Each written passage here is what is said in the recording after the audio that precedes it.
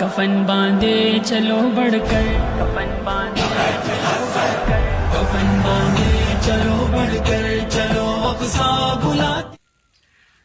السلام علیکم ورحمۃ اللہ وبرکاتہ۔ ناظرین، امید ہے آپ حضرات خیریت سے ہوں گے۔ پھر سے ہمارے یوٹیوب چینل پر استقبال ہے، خیر مقدم ہے، خوش آمدید ہے۔ جو حضرات نئے ہیں ہمارے اس یوٹیوب چینل کو سبسکرائب کر دیں اور بیل آئیکن کو دبا دیں تاکہ ہماری نئی ویڈیوز اور نئے اپڈیٹس آپ تک سب سے پہلے پہنچ جائیں۔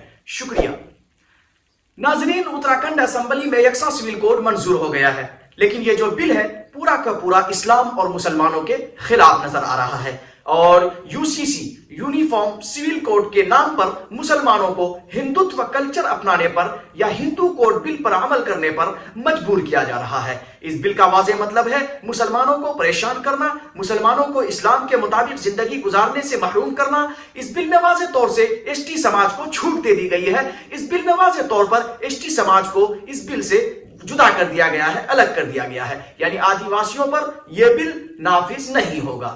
ناظرین، میں بتاتا چلوں کہ اس کے علاوہ بھی ہندوؤں کا کئی سارا ایسا نظام ہے جس کو بھی اس بل کے دائرے سے خارج کر دیا گیا ہے، نکال دیا گیا، اور اسی لیے اس پر سوال اٹھانا لازمی ضروری ہے، اور اس پر سوال اٹھانا، کوشچن مارک لگانا بے حد ضروری نظر آتا ہے۔ اس بل پر سب سے بڑا سوال اٹھایا ہے جناب بیرسٹر اسد الدین اویسی نے، کہ اسد الدین اویسی صاحب نے ٹویٹر پر ایک لمبا پوسٹ کیا، بہت ہی ایک لمبی فہرست انہوں نے لکھی ہے، نمبر وائز انہوں نے اس بل کے خلاف جو خامیاں ہوتی ہے، اس بل کے لانے سے جو نقصان ہوں گے اس ہندوستان کے اندر، مسلمانوں اور اسلام کے خلاف جو نقصان ہوں گے، اس کے خلاف انہوں نے نمبر وائز اسد الدین اویسی صاحب نے اپنے ٹویٹر اکاؤنٹ پر ایک لمبا سا پوسٹ کیا ہے۔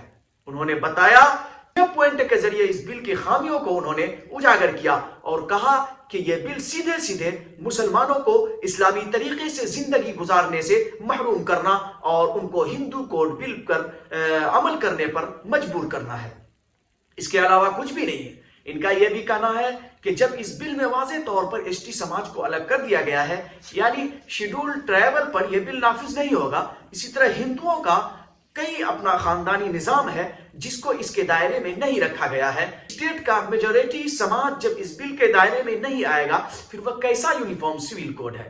اسی بل کے خلاف اسد الدین اویسی صاحب نے اپنے ٹویٹر اکاؤنٹ پر بہت ہی لمبا پوسٹ کیا ہے۔ انہوں نے نمبر وائز 6 پوائنٹ کے ذریعے اس بل کے نفاذ کی مذمت کی ہے، اور انہوں نے اس کی خامیوں کو اجاگر کیا ہے کہ اس سے کیا کیا نقصانات مسلمان اور اسلام کو ہو سکتے ہیں اور کیوں نہ ہو۔ میرے ناظرین، انہوں نے اس میں پوسٹ میں آپ کو اسکرین پر دکھا دیتا ہوں، آپ دیکھ لیجئے، آپ اس کا مطلب بھی سمجھ لیجئے، آپ دیکھ لیں کہ انہوں نے کیا لکھا ہے۔ انہوں نے کہا کہ UCC یکساں سول کوڈ کا مطلب یہ ہونا چاہیے تھا کہ اگر آپ نافذ کر رہے ہیں تو کوئی بھی قوم، کوئی بھی برادری، کوئی بھی فرقہ اس سے الگ نہیں ہونا چاہیے، اس سے جدا نہیں ہونا چاہیے۔ یہ کون سا یکساں سول کوڈ ہے؟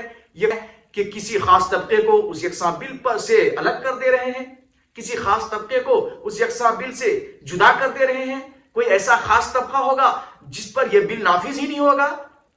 ناظرین، یہ دماغ کو کھولنے والی بات ہے۔ آپ خود سوچئے اور سمجھئے کہ یکساں سول کوڈ کا مطلب یہ ہونا چاہیے تھا، اور اسد الدین اویسی صاحب نے اپنے پوسٹ میں اسی کو اجاگر کیا خاص طور پر، کہ یکساں سول کوڈ کا مطلب ہوتا ہے جو بل تمام سٹیزنز پر لاگو ہو، نافذ ہو۔ یہ کون سا یکساں سول کوڈ ہوا جو صرف کسی خاص طبقے پر نافذ ہوگا، جو کسی خاص طبقے پر نافذ نہیں ہوگا؟